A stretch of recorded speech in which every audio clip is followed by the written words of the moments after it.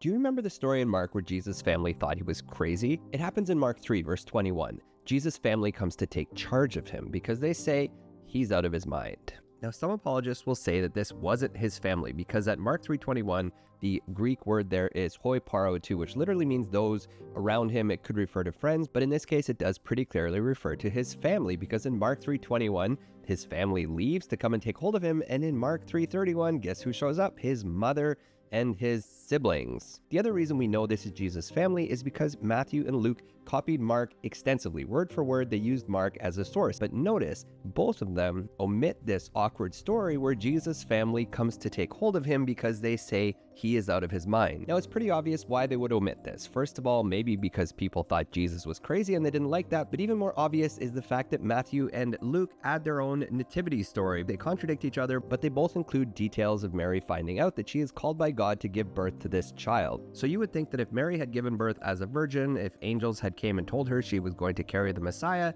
you'd think she might not be as confused about why Jesus is doing what he's doing. Mark doesn't seem to know about this, and that's how he ends up with the story of Mary and Jesus' siblings who have no idea who he is.